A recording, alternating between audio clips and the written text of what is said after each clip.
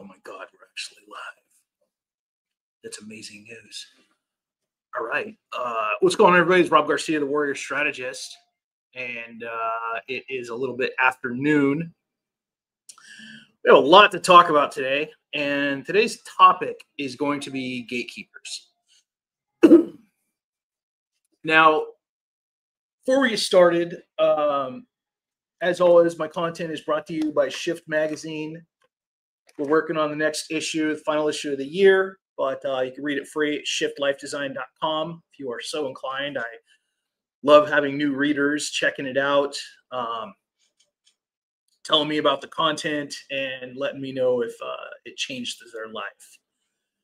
The magazine itself, the name Shift Advanced Life Design, is deliberate because everybody has the ability to shift upward to create the life of their dreams and to make their life something that they never thought possible, whether it's a good relationship, whether it's wealth creation, whether it's hobnobbing with fancy people.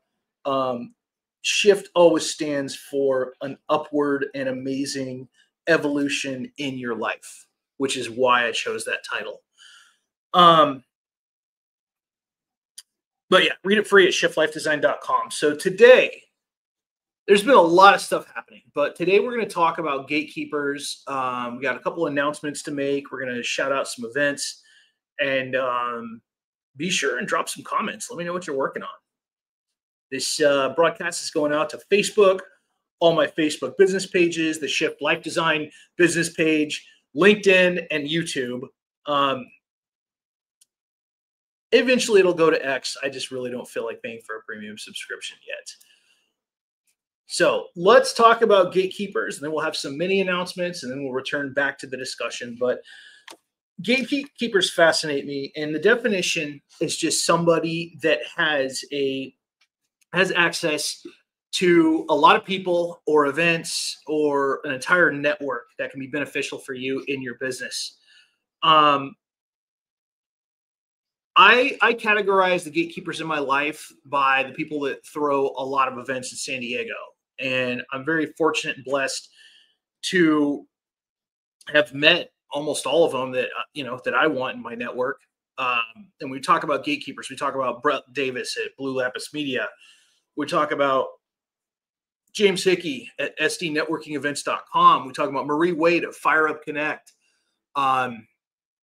We talk about Terry Jewell, who introduced me to a lot of people. She's amazing.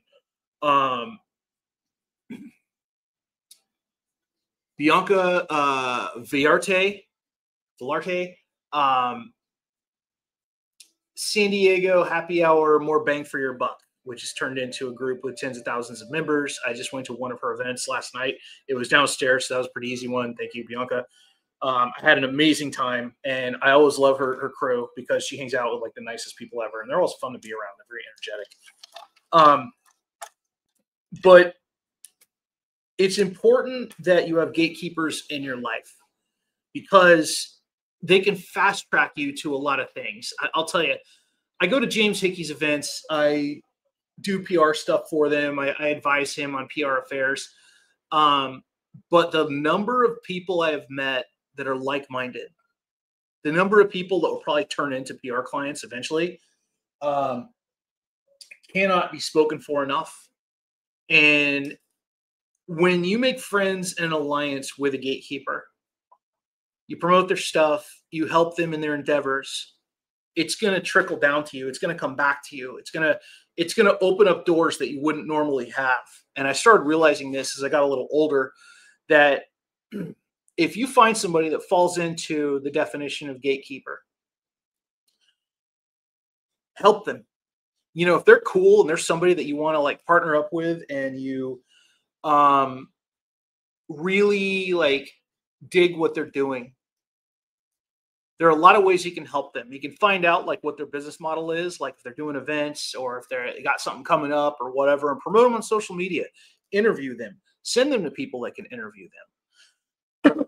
But creating value for the gatekeepers is a very underutilized strategy.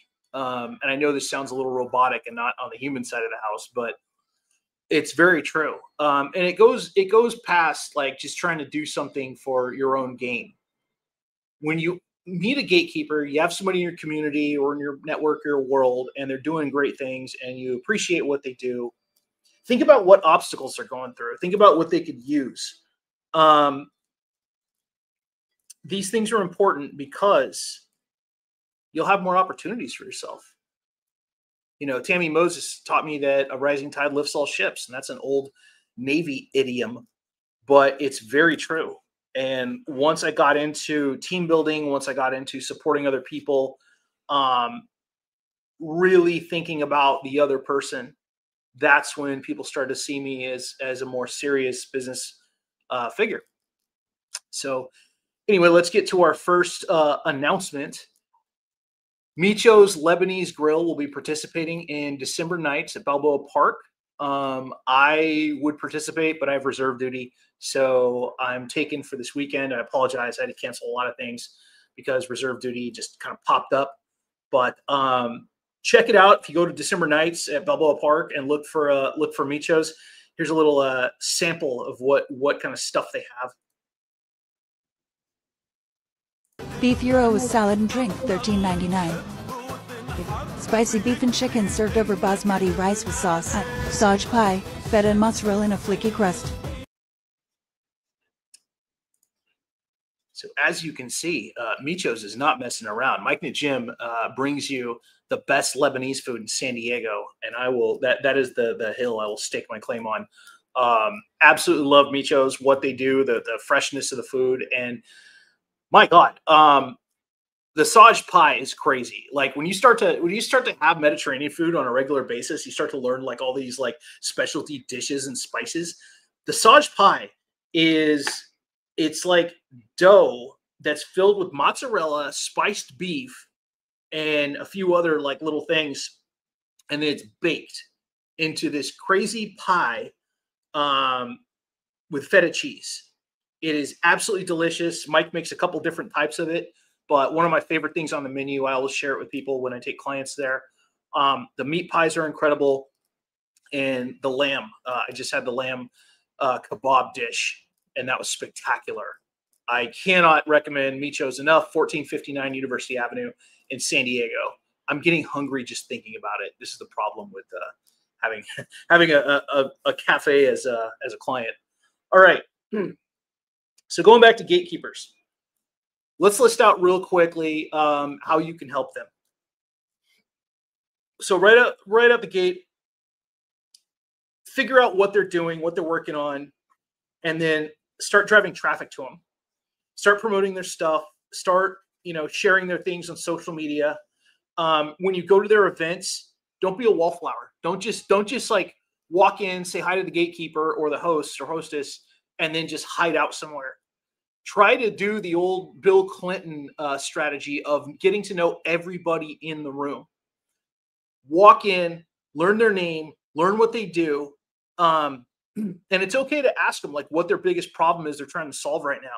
That's a much better way of doing business and doing business introductions, because I find it very, I just don't find it sincere when somebody meets me, throws a business card at me, and then just runs away, right? I'm never going to work with them. You got to like build this rapport over time, and people will come around if you create value for them. But be a valuable attendee. When you go to these events, like get to know people.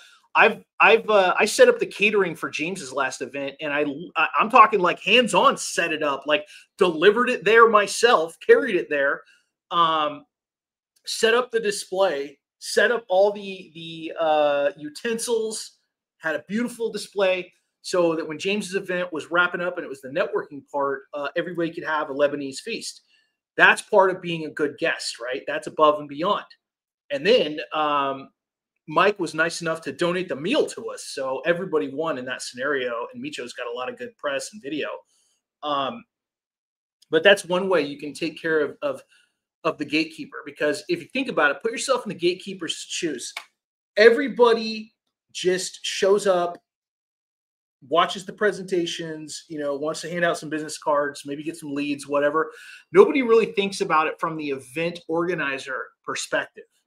And as a guy that's done events, I know that the logistics of an event are ridiculous. And there's a lot of things behind the scenes. You're running around. You're so stressed out most of the time that you don't even have time to enjoy it. And speaking of events, that brings us to our next segue. Congratulations to Blue Lapis Media, Brett Davis and Sarah. They just did their Teachers Gala at Saquon. I went to it. I took my friend Azazena. Thank you for going, Azazena. We dressed up. We attended. We had ribeye and salmon. Spectacular time. This is a little preview of what happened.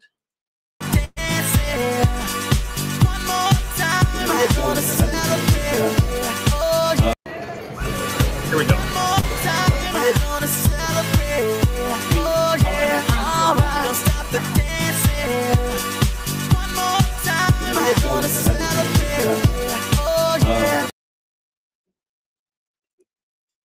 So that was Blue Lapis with their Teachers Gala for December. Spectacular event. It was on a Monday because they wanted to get it done before all the holiday parties start. But congratulations to Brett and Sarah. I had an amazing time. It was super fun.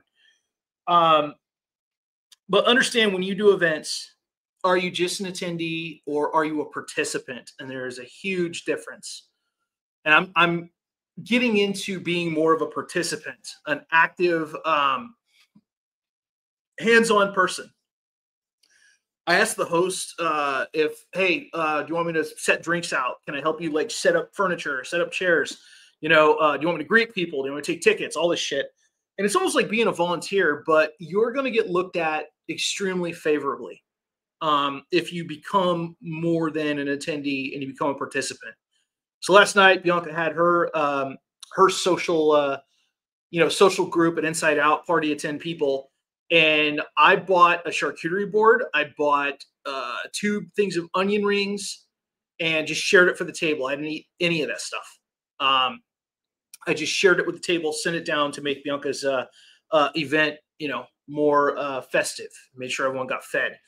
So it's just part of being a better contributor. And you got to ask yourself at the end of the day, are you a giver or a taker? And most people that attend events are by nature takers. They're going to sit there. They're going to try and get leads. They're going to just hang out, have a couple drinks. They're just there. They're just taking space, and that's fine.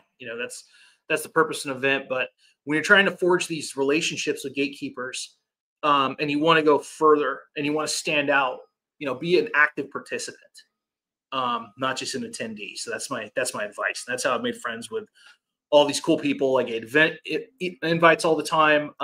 It's widened my social circle, and it's really helped me to kind of stand out as a person. And I'm getting to the point where people recognize me now, like, oh, hey, there's Rob. And it's a cool feeling.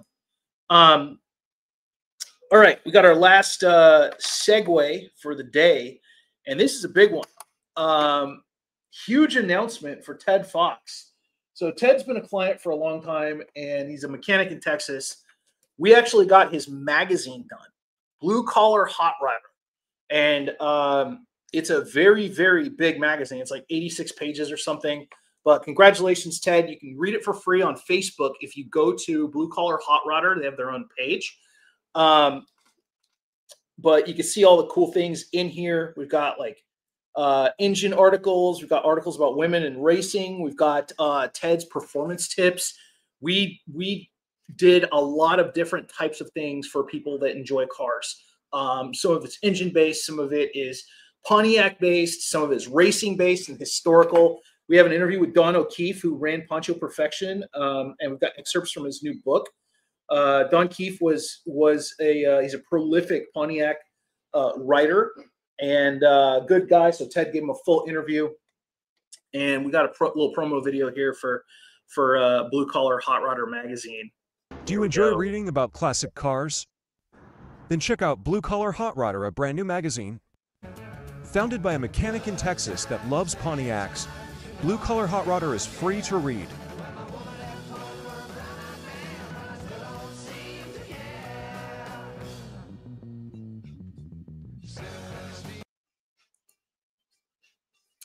So yeah, the magazine's Blue Collar Hot Rodder. You can read it for free. Just go to Facebook, type in Blue Collar Hot Rodder. It'll pop up. There's links to read it. unbelievable magazine and knowledge shared by Ted. We're getting ready to start work on the second one. But I think we're on something good. People really love this. You can buy the print edition if you want. This was the very first collector's issue. And we're going to slim it down a little bit. We're going to put her on a diet, get her down to about 65 pages. But for now, the first one's about 80, I think 87, 88 pages. Making a magazine's hard. No one's going to deny that. It's a lot of work. I'm working on the new Shift issue right now, and it's, once in a while you get that writer's block, or you're just like, I don't know how to do this layout or whatever. Magazine's a lot of thinking. It's a lot of very focused effort, but I've never regretted it. It's been something I love doing. All right. So with that, we'll wrap up. My advice to you is find the gatekeepers in your area or in your network and see what you can do for them. And a gatekeeper is not necessarily an influencer or a famous person or a rich person. A gatekeeper simply holds resources that you do not. And making partnerships with them, helping them to reach their goals will usually pay off in the long run.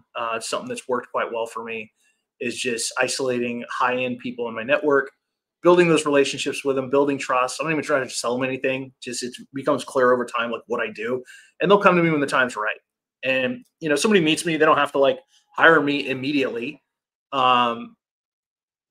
But over time, they realize, hey, I want to be on TV. I want to do better social media. I need more sales because my visibility sucks. And I'm the guy that they're going to turn to. So it's always a good thing. All right. With that, going to wrap it up. I got a lot of work to do on the magazine, some other projects, but I hope you guys are doing amazing. This is Rob Garcia, the Warrior Strategist out of San Diego, California. And as always, stay famous. I'll see you next time.